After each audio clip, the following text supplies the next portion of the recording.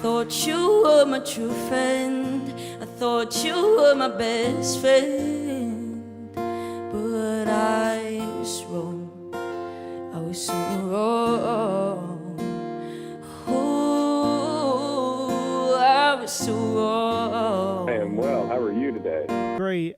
You've become like the next big thing on television. Well, in your eyes, maybe, but that's very sweet. I mean, hey, is it cool to like look at you as you've grown from going to a soap opera to now kind of a nighttime TV?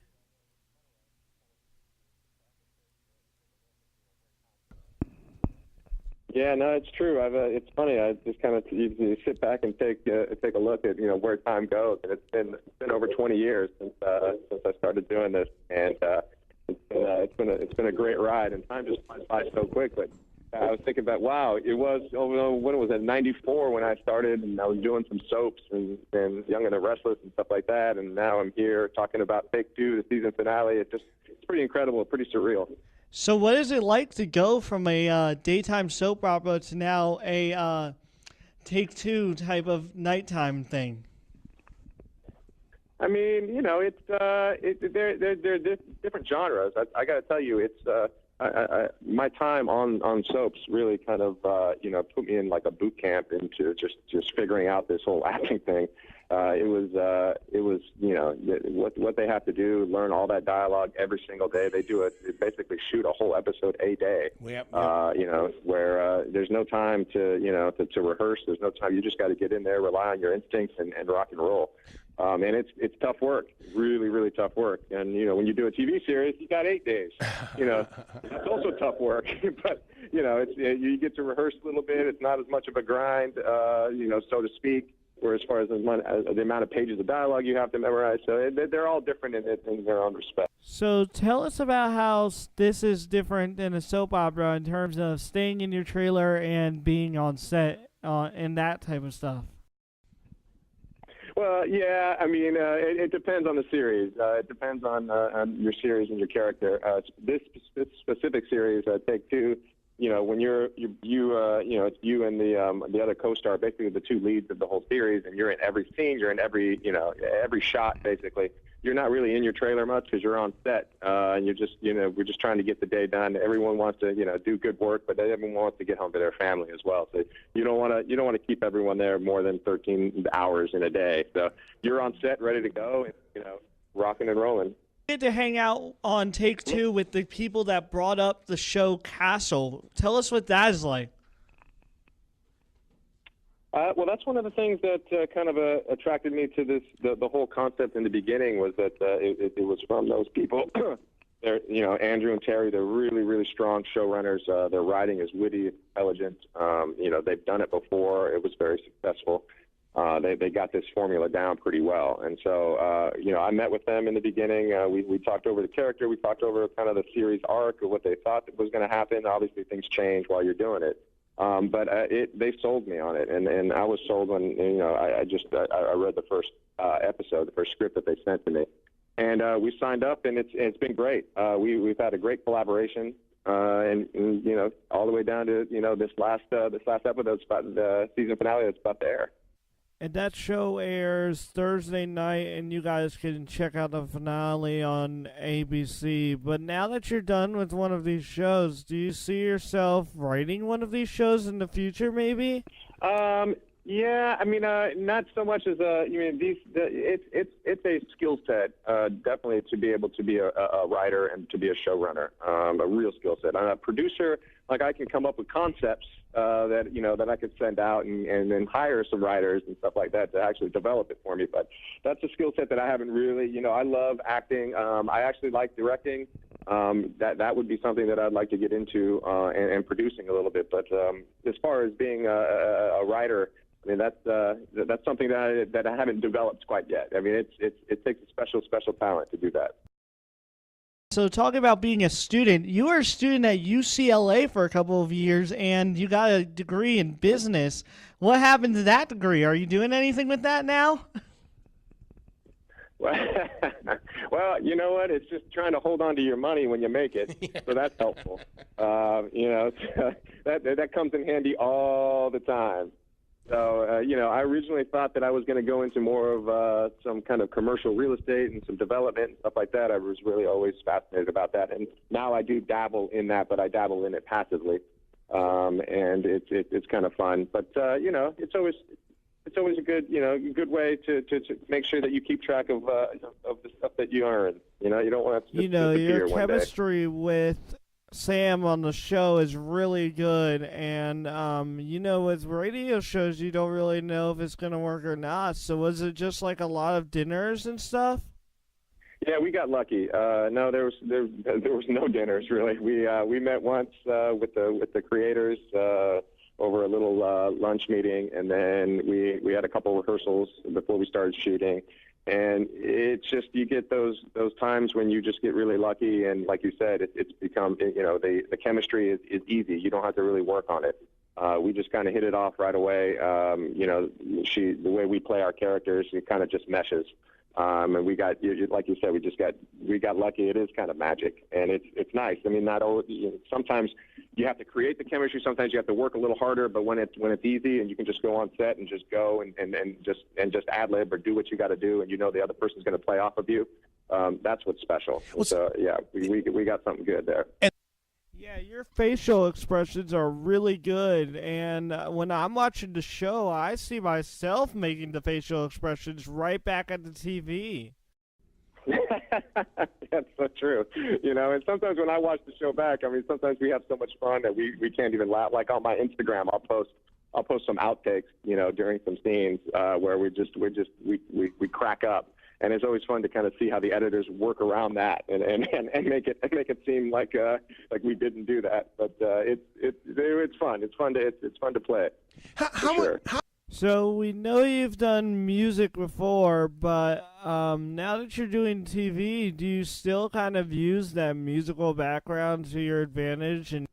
Well, there's a rhythm, that's for sure. There's always a soundtrack, I guess you can say, in different scenes. It gives you to different moods, but ultimately, especially characters like this and the way they've written it, there's a rhythm that you want to have, that you want to try to keep, and that rhythm changes from scene to scene. And so, I mean, I guess you can tie that in musically, or just that's kind of like what acting is as well. Is there's always a kind of a rhythm and a heartbeat to a scene that you want to try to keep. And so nowadays with TV and everything, we got to ask the question, do you think this show will go to Netflix or Hulu? Well, it's on Hulu, so awesome. You can, which is great. So, if you've seen the show, if you haven't seen the show, you can go and watch every single episode on Hulu. You can go on abc.com and watch it all. I mean, you can go, there's so many ways now that you can just kind of on demand it, which is good. It gives a chance for new people who haven't seen the show on Thursday nights to kind of catch up, and people who have seen it to relive it again. So it's on there. That's awesome by ABC to come out with the app for the Fire Stick, and they also have an app for the TV now / Apple TV. So they got a lot of ways for people to binge watch. So yeah. Yeah, no, it's great. It's a great. I mean, that's where we're headed. I mean, that's the platform that people are used to. Younger generations are used to now, and so ABC did it right. And you're right. You can just go right on there and binge watch any of your favorite shows. Campers come up to you and say, "Whoa, you know who that looks like? Oh my gosh, it's that guy from Take Two." Well, that happens, man. That happens sometimes. You tried, but you know what? I don't know. There's something about campers, man. Everyone kind of just like, they respect your campground. They respect your space. But we'll go, and especially me and my wife will walk around and we'll say hi to people and stuff like that. And a lot of times we'll go camping where you can't find us too. So I got to tell you that. It's not always the camp. It's not always the campground that we're packed in with everybody else. Yeah, man, I know someone who will set up his radio studio out there sometimes and get all the breeze and the dogs barking and the people walking by stepping on sticks and stuff like that.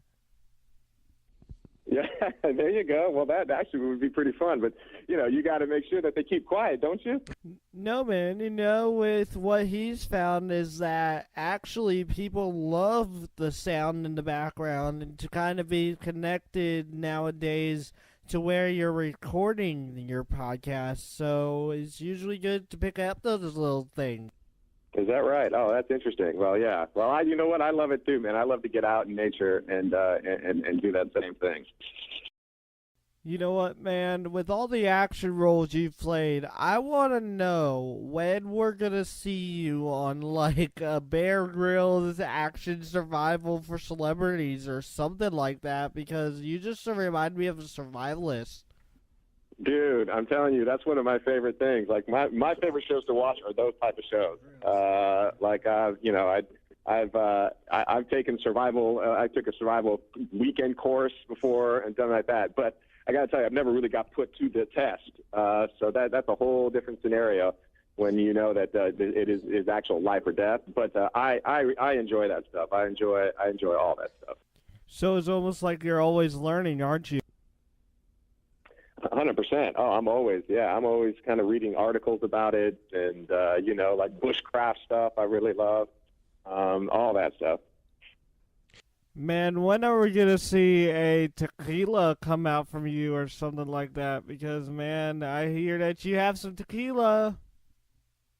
Oh, dude, one day, I'm telling you, man, I know a lot about it. I know what I like and what I don't. So let's see what happens. But, yeah, I love I have a full collection, man, a whole cabinet of, I don't know, probably over 100 of them, 100 tequilas from around the world. Man, we're over here in Charlotte, North Carolina, about to get slammed by Hurricane Florence, so I'd be putting lax and stuff like that on my tequila to make sure I don't lose it. Oh, man. Well, you know what? You have to take the locks off if that's, because I know that everyone's down for that. I mean, you don't want to keep that locked up. It's time to unlock it and enjoy it. That's for sure. The show we're talking about today is Take Two, and people can catch up on ABC and do all the binge watching. But, man, here's what I want to know. When are you going to take the next big step and go into movies? And maybe we'll see you on a movie poster one day. Who knows? But when are you going to do that? You know you got the skills. Hey, man, I don't know. I've got to tell you, man, I really love, and I do movies here and there, but there's something about television that I really like, and being in kind of one place for a while, especially when I have, now I have kind of young adult teenagers as kids, and making sure that they grow up to be responsible young men, and getting them off to college is my first priority. And being here in one place, when you're doing film, you're everywhere. Every 3 months, you could be anywhere around the world, and so you're never really at home. Yeah, so man. I don't want to miss the opportunity with that, man. Yeah, man. Off to film. Are your kids usually traveling with you, or are they staying home usually? Well, they're in school now, so they, it depends. In the summer, they'll come out and hang, and during school, they'll be here and they'll do their thing during school, and then on the weekends, depends on where I'm at. Either I fly home or they'll fly up and see me. But it's been a priority of mine to make sure that I'm around, for them these years. So my big question for you, man, is do you see something musical coming out of them? Because you being in the forefront of music and acting, you gotta be seeing something. They're, you know what? Yeah, they enjoy it. My youngest is, he'd like to play the drums, he likes to play the guitar, and my oldest now really is into the piano. He wants to learn that, and so they're surrounded by music all the time. And my wife, she writes and she does stuff here around the house, and she sings, and so they're exposed to it, and so they definitely have a little bug. So we'll see what happens with that. Hey man, I also do a music review show, so next time you're on this show, come back here with an album so we can talk about that. I'd love to have a discussion about your music and stuff like that with you, and know the story behind it. Very good. You know what? Next time we'll talk about that and my tequila. All right, man. Well, look, you be brilliant today and stay smart out there, all right? Just don't do too much. Okay. All right, my man. You too. Okay, bye, Talk guys. to you soon. You were gone in the blink of an eye, and I don't know why. Oh, I did nothing wrong. I did nothing wrong. I did nothing wrong.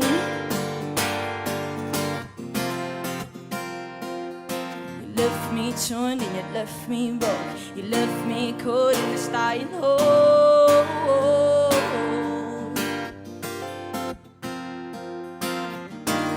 He left me for dead, but it was so